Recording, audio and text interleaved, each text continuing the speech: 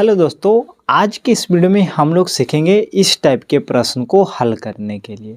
तो देखिए दोस्तों, प्रश्न है रमेश 42,000 में एक स्कूटर खरीदता है।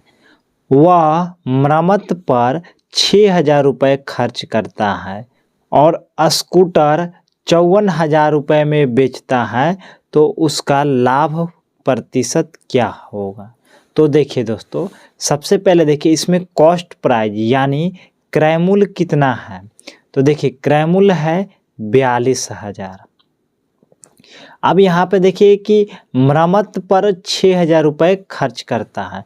तो देखिए दोस्तों, मरम्मत बोले या ट्रांसपोर्टिंग चार्ज बोले, दोनों कंडीशन में क्रय मूल्य में ही रुपए को जोड़ देना पड़ता है। यानी ट्रांसपोर्टिंग चार्ज या मरम्मत चार्ज क्रय मूल्य में जोड़कर टोटल जो आएगा वो हो जाएगा क्रय मूल्य। यानी 42,000 इसमें क्रय मूल्य नहीं है, इसको जोड़कर बताना है। तो 42 और 6 जोड़िएगा तो कितना हो जाएगा, 48,000 इसमें क्रय मूल्य हो जाएगा। और यहाँ पे देखिए 54,000 में बेचता है, यानी सेलिंग प्राइस कितना है। तो सेलिंग प्राइस है 54,000। अब उसका लाभ प्रतिशत निकालना है। तो सबसे पहले तो लाभ निकालेंगे।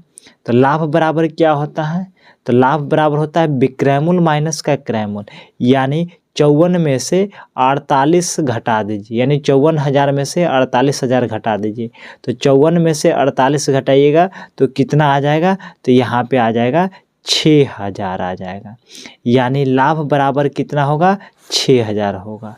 अब देखिए लाभ प्रतिशत निकालना है। तो लाभ प्रतिशत बराबर क्या होता है, लाभ प्रतिशत बराबर होता है लाभ बटा क्रय मूल्य। क्रय मूल्य कितना, तो क्रय मूल्य 48,000 गुने 100। अब यहाँ पे देखिए 3 शून्य से 3 शून्य काट दीजिए, 6 से इसको काट दीजिए, कितना बार में, 8 बार में काट दीजिए।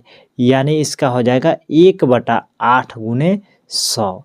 1/8 का परसेंटेज क्या होता है, अगर याद होगा तो आप 12.5 डायरेक्ट लिख दीजिए, या याद नहीं होगा तो यहाँ पे इसको कैलकुलेशन कर दीजिए। यानी इससे इसमें गुना करिएगा तो हो जाएगा 100 एकम 100 और बटा का 8। अब इसे इसमें भाग दीजिएगा तो 12.5 हो जाएगा। यानी इसका आंसर कितना हो जाएगा, 12.5%। उसके बाद नेक्स्ट प्रश्न है दोस्तों कि देखिए मोहन 4,000 में एक पुराना मोबाइल खरीदता है और उसकी मरम्मत पर 500 रुपये का खर्च करता है। तो वह मोबाइल को 5,000 में बेचता है। तो इसमें लाभ प्रतिशत निकालना है। तो सबसे पहले देखिए कि क्रय मूल्य इसमें कितना है। तो देखिए क्रय मूल्य है पहले 4,000 रुपये। 4,000 में एक पुराना मोबाइल खरीदा और मरम्मत के खर्च निकाल दीजिए इसमें 500, यानी मरम्मत कराने में 500 रुपये लग गया। तो टोटल क्रय मूल्य का खर्च कितना हो जाएगा, तो यानी टोटल खर्च जो हुआ वो क्रय मूल्य होता है। तो देखिए 4,000 और 500 तो कितना हो जाएगा, तो 4500 क्या हो जाएगा, क्रय मूल्य हो जाएगा। अब यहाँ पे देखिए विक्रय मूल्य कितना हो जाएगा, तो विक्रय मूल्य हो जाएगा इसमें 5,000। जब 4500 के वस्तु खरीद कर 5,000 में बेच रहे हैं तो क्या होगा, तो लाभ होगा।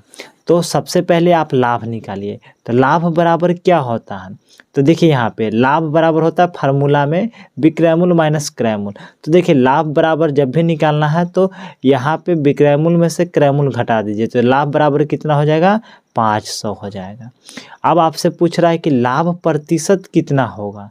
तो लाभ प्रतिशत बराबर क्या होता है फार्मूला, तो लाभ का ऊपरे लिख दीजिए और बटा क्रय मूल्य होता है। तो क्रय मूल्य कितना है, तो क्रय मूल्य 4,000 नहीं लिखना है, क्रय मूल्य कितना है 4500, क्योंकि जो मरम्मत का खर्च होता है वो क्रय मूल्य ही होता है। तो यहाँ पे 4,000 ना लिखकर 4500 लिखना है गुना। अब यहाँ पे फार्मूला में 100 होता है, 100 लिख दीजिए। अब यहाँ पे इसको काट दीजिए। देखिए 2 शून्य से 2 शून्य काट दीजिए, 5 से काट दीजिए इसको कै बार में, 9 बार में। अब यहाँ पे देखिए ये 1/9 हो जाएगा, 1/9 गुने 100 हो जाएगा। अब इसे इसमें गुना कर दीजिए, या अगर आपको पता होगा कि 1/9 का फ्रैक्शन कितना होता है तो इसको 11.11 होता है, या अगर इसका पूर्णांक में बात किया जाए तो 11.1/9 होता है। अगर याद नहीं होगा तो इसको कैलकुलेशन भी आप कर सकते हैं, जैसे 100 एकम 100/9, इसको हल करिएगा तो 11.11% होगा, या पूर्णांक में हल करिएगा तो 11.1/9 होगा। तो दोस्तों उम्मीद है कि इस टाइप के सवाल को आप लोग हल करने के लिए समझ में आ गया होगा।